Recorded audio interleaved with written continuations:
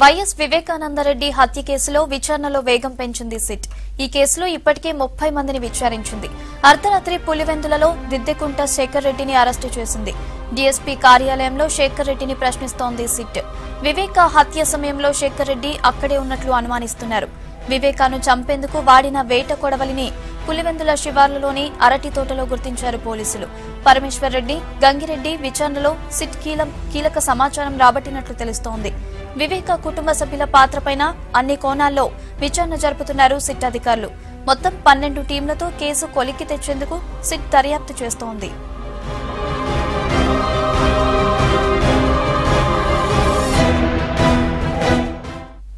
తన తండ్రి చావును కూడా రాజకీయ విమర్శలకు వాడుకోవటం దుర్మార్గమన్నారు వివేకానందరెడ్డి కుమార్తె Sunitha.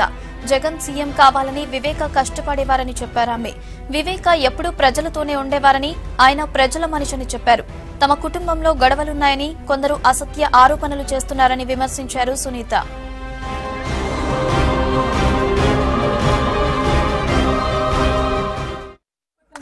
పెరుగుతుండగా I got a lot of love and affection from my father.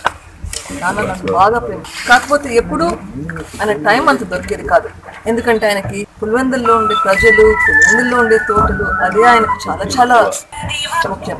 ఎప్పుడైనా ఏదైనా నాకు ప్రోగ్రామ్స్ ఉన్నా కానీ, స్కూల్లో ఏమైనా యాక్టివ్ ఆయన ఫ్రీగా ఉంటే వస్తాడేమో కానీ, పులివెందులో ఏమన్నా ఎవరికైనా పెళ్లిళ్ళు ఉన్నా కానీ, ఏదైనా కార్యక్రమాలు ఉన్నా కానీ ఎప్పుడు అదే ఫస్ట్ వచ్చేది. ఆయనకు ఎప్పుడు people were first, family were next. Totally were very very important for him. But he loved us a lot. Unfortunately, గత కొద్ది కాలంగా మా అమ్మగారికి కూడా ఆరోగ్యం బాగలేదు. చాలా సార్లు హాస్పిటల్ అడ్మిట్ అవ్వడము, డిశ్చార్జ్ అవ్వడము జరుగుతుంది. అందుకే ఎక్కువ అమ్మ నా దగ్గరే ఉండేది. ఎందుకంటే తనకి ఇక్కడ ఉంటే ఎప్పుడు బాగుంటుందో, ఎప్పుడు బాగలేదో, ఎప్పుడు హాస్పిటల్ ధరించాలో ఇట్లా ఇష్యూస్ వచ్చేది. సో ఈ మధ్య చాలా కాలం నాన్న ఒక్కడే ఉంటున్నారు పులివెందులో. తనకున్న సన్నిహితులు అందరూ బాగా చూసుకునేవాళ్ళు. పొద్దున్నే 5:30 నుంచి 5 గంటల నుంచి ఎవరో ఒకరు వస్తారు ఇంటికి. రాత్రి తిని పడుకున్నంతవరకు ఎవరు. మీకు అందరికీ తెలిసిందే 5 రోజుల క్రితం ఏం జరిగిందో. నాన్న పోయారు మనకి. నాన్న ఇది చాలా చాలా దుఃఖం వచ్చింది. బట్ ఆ ఇన్సిడెంట్ తర్వాత పేపర్లలో కానీ, టీవీలలో కానీ వచ్చేది చూస్తే ఇంకా ఎక్కువ బాధ వచ్చింది. My father was died. He was a great man. He's a great soul. మీకు అందరికీ తెలుసు. You all know. He lived a life of dignity. Unfortunately, he was killed in the most gruesome way. By having all this loose talk,